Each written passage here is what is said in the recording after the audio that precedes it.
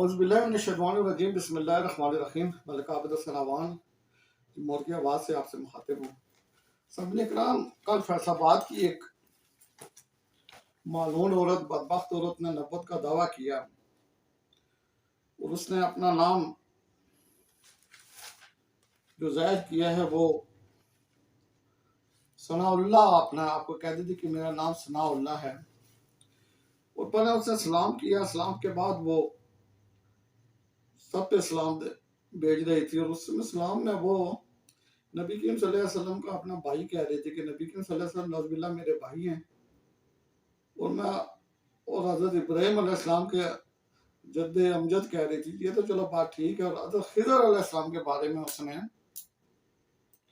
जो तारीफ की वो ऐसा था कि जैसे नबी करीम सल्लल्लाहु अलैहि वसल्लम से नौजुबिल्लाह बढ़ के उन्होंने उनकी तारीफ की। नबी हज़रत खिज़र अलैहिस्सलाम के बारे में लोगों के ख्यालात तो हैं, बाज़ का ख्यालात है कि वो नबी हैं और बाज़ कह रहे हैं कि वो नबी नहीं है। बल्कि मैं इस बहस में नहीं पढ़ना चाहता। वो अल्लाह के नेक बंदे या वली तो हैं या पैगंबर भी हैं, लेकिन नेक हैं। इस औरत ने मेरे बगैर नबी की नबूवत का दावा किया। उसने कहा कि मैंने हज अकबर किया, हज अकबर में अल्लाह ताला ने जो मेरा महरम था उसने मुझे जो है ना ये नबूवत अता की और ख्वाब में अता की। और उसकी एक बहन है हिना, उसने अपना नाम था, उसने भी इस बात की तस्दीक की। उसने कहा कि हम 7 साल से इस यानी इस रूहानियत में है और 7 साल के बाद अब जो है अल्लाह ताला ने हमें ये हुक्म दिया है कि हम मेरी बहन ऐलान करे और मैं उसके साथ हूँ और मैं एक एक बात पे कायम हूँ नौज़ुबिल्लाह। और ये समझने के नाम ये नबी सल्लल्लाहु अलैहि वसल्लम के वसाल के बाद कई लोग आए जिन्होंने नबूवत का दावा किया। नबी सल्लल्लाहु अलैहि वसल्लम ये हदीस मुबारक भी है कि मेरे बाद 30 लोग ऐसे आएंगे जो नबूवत का दावा करेंगे और कज़ाब होंगे, वो झूठे होंगे। तो बरसगीर में सबसे बड़ा जिसे फिरका बना, फिरका भी नहीं बल्कि जो मालूम जो है फितना जो है वो कादियानी है। मिर्जा गुलाम अहमद कादियानी ने नबूवत का दावा किया था। इस तरह ईरान में भी थे, इसी तरह मिस्र में भी थे, अफ्रीका में भी थे। हर इलाके में कोई ना कोई शख्स जो है ना वो नबूवत का दावा करते ही रहते हैं। लेकिन बरसगीर में कादियानी इसलिए ज़्यादा मशहूर हो गए कि क्योंकि उन्होंने बरसगीर में ये दावा किया था। बरसगीर में क्योंकि अंग्रेज़ों की गवर्नमेंट थी और वो उन्हें सपोर्ट कर रहे थे, जिस वजह से वो फिर जो है फितना जो है वो बरसगीर में फैला और अब तक वो मौजूद है। ये फितना अब तक मौजूद है। इसी तरह मिस्र में भी एक शख्स है, ईरान में भी एक शख्स था जिसने नबूवत का दावा किया था। उसका भी छोटा मोटा फिरका वहाँ पे मौजूद है। और इन दिनों भी जो है वो जर्मनी में एक शख्स है जो नबूवत का दावा करता है। कनाडा में एक शख्स है जो नबूवत का दावा कर रहा है। वो कल इस मालूम औरत ने भी नबूवत का दावा किया क्योंकि वो यूरोप है। यूरोप में चलो उनका कानून है, जमहूरियत वहाँ पे इस तरह किया कि वो चलो वहाँ उनको रियायत देते हैं कि आप नबूवत का दावा कर लें। हर एक को वो कहते हैं कि जी उसका हक है कि वो जो मर्जी चाहे करे। लेकिन हम इस्लामी जमहूरिया पाकिस्तान में रहते हैं, यहाँ तो हमारा ईमान है कि अकीदा ख़त्म नबूवत जो है इस पे हमारा ईमान है कि अकीदा न ख़त्म नबूवत जिसके दिल में नहीं वो मुसलमान ही नहीं है। यानी जो शख्स के दिल में ये ईमान ना हो कि नबी करीम सल्लल्लाहु अलैहि वसल्लम आखिरी नबी नहीं है नौज़ुबिल्लाह, तो वो कुफ्र है, वो काफिर है, वो मुसलमान नहीं है। बेशक वो कलमा पढ़ रहा हो, वो कुरान मजीद पढ़ रहा हो, वो अल्लाह पे ईमान रखता हो, लेकिन अगर वो नबी करीम सल्लल्लाहु अलैहि वसल्लम को आखिरी नबी नहीं मानता और नबी करीम सल्लल्लाहु अलैहि वसल्लम पे ईमान नहीं रखता तो वो काफिर है। हजरत इमाम अबू हनीफा का एक है, मैं आपको पढ़ के बताता हूँ कि हजरत इमाम अबू हनीफा रज़ियल्लाहु ताला अन्हु का फतवा मौजूद है कि हुज़ूर सल्लल्लाहु अलैहि वसल्लम के बाद नबूवत के दावेदार से दलील मांगने वाला भी काफिर है। चुनांचे किसी ने इमाम साहब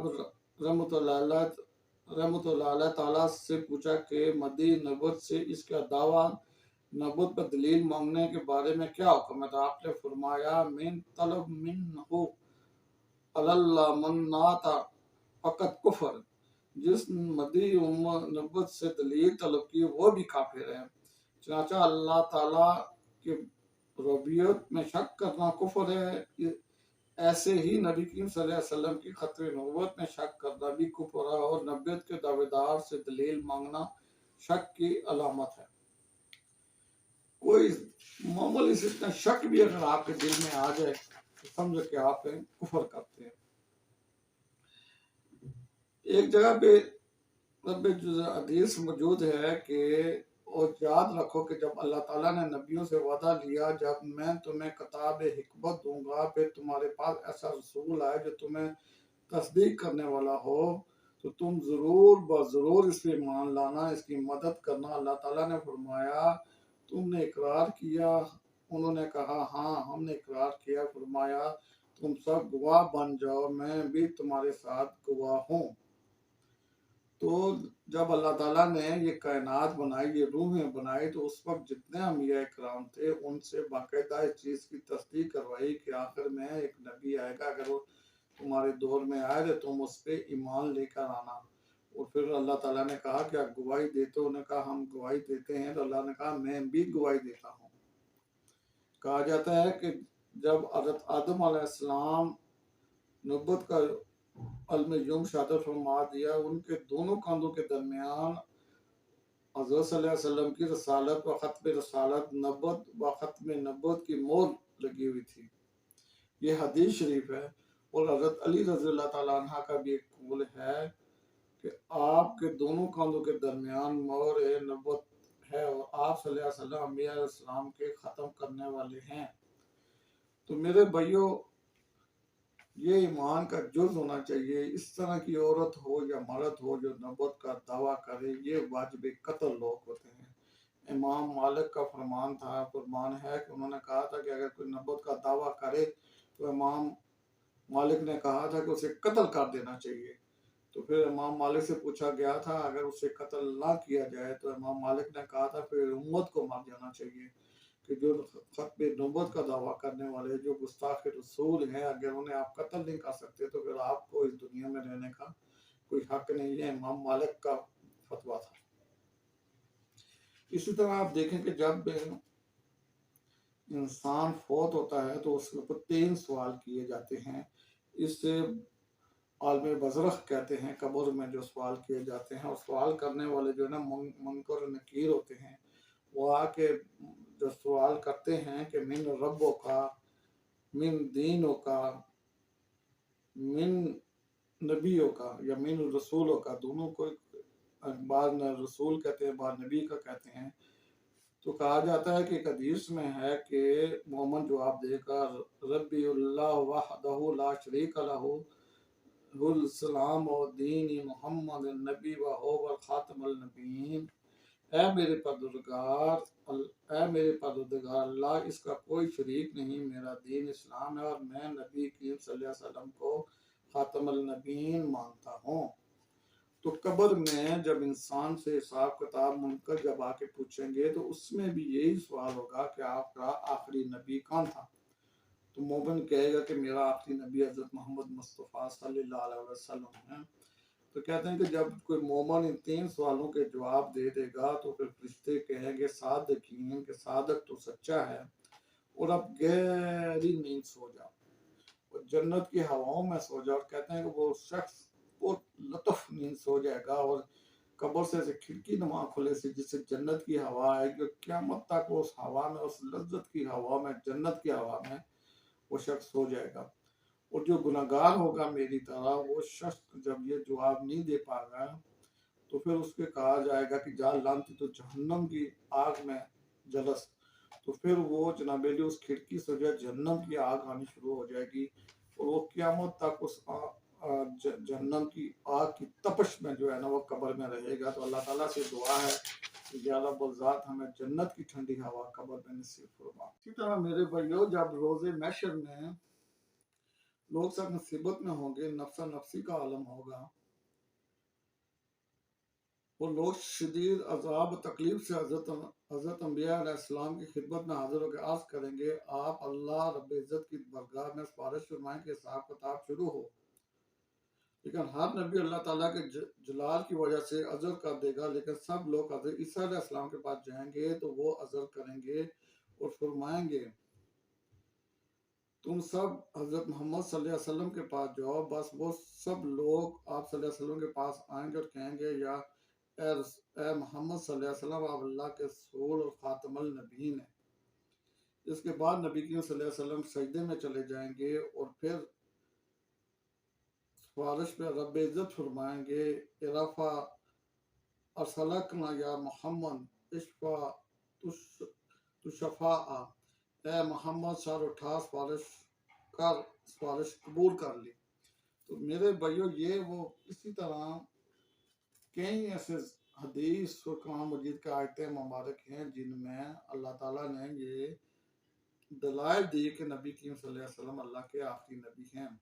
आप देखें कुरान मजीद में अल्लाह ताला ताजदार खत्म नबूवत मोहम्मद सल्लल्लाहु अलैहि वसल्लम के बारे में फरमाते हैं, कुल या अय्युहल नास इन्नी रसूलुल्लाह हकामुल जमीआ, कि ए रसूल अल्लाह उनसे कहो ए लोगो मैं तुम सब की तरफ अल्लाह का भेजा हुआ रसूल हूँ।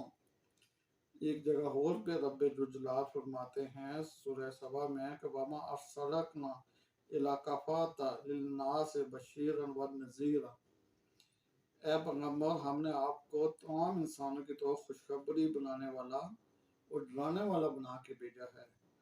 एक जगह और पे सूरह निसा में रब जुजला फरमाते हैं कुरान मजीद में व अर्सलकना इलल नास रसूला, और ए पैगंबर हमने आपको लोगों के पास रसूल बना के भेजा। फिर एक जगह और रब जुजला फरमाते हैं वमा अर्सलकना इला रहमतल लिल आलमीन, ये सूरह अंबिया में है कि और हमने आपको तमाम जानों के लिए रहमत बना के भेजा। खुद नबी करीम सल्लल्लाहु अलैहि वसल्लम की हदीस मुबारक है मेरे भाइयों, ये अबू हुरैरा से रवायत है कि नबी करीम सल्लल्लाहु अलैहि वसल्लम ने फरमाया कि मेरी और मुझसे पहले अंबिया की मिसाल ऐसी है कि एक शख्स ने बहुत हसीन और जमील महल बनाया, मगर इसके कोने में एक ईंट की जगह छोड़ दी। लोग इसके गिर्द घूमने लगे और खूब तारीफ करने लगे, ये कहने लगे कि ये एक ईंट भी क्यों ना लगा दी गई। आप सल्लल्लाहु अलैहि वसल्लम ने फरमाया मैं वही ईंट हूँ और मैं नबियों को ख़त्म करने वाला हूँ। एक और जगह पे अबू हुरैरा से रिवायत है कि रसूलुल्लाह सल्लल्लाहु अलैहि वसल्लम ने फरमाया कि मुझे 6 चीज़ों में अंबिया कराम पर फजीलत दी गई है। मुझे जमा कलमात अता किए गए हैं, रब की साथ मेरी मदद की गई है, मालिक मिन्नत मेरे लिए हलाल कर दिया गया है और रुए ज़मीन को मेरे लिए मस्जिद और पाक करने वाली चीज़ बना दिया गया है, और मुझे तमाम मखलूक की तरफ से मबूस किया गया है और मुझ पर तमाम नबियों का सिलसिला ख़त्म कर दिया गया है। इन हदीस के बाद तो फिर मेरे भाइयों नबियत की दावा करने का जवाज़ ही नहीं बनता। ये झूठे और कज़ाब किस्म के लोग होते हैं जो नबियत का दावा करते हैं। ये कुछ लोग ऐसे होते हैं जो कि गुमराह होते हैं, खुद इल्म हासिल करना चाहते हैं लेकिन इन्हें इल्म की समझ नहीं होती और ये इस गुमराह पे चले जाते हैं कि अपने लिए जहन्नम का रास्ता इख्तियार करते हैं। इस्लाम दीन में इन लोगों के लिए सिर्फ और सिर्फ सजाए मौत ही है मेरे भाइयों।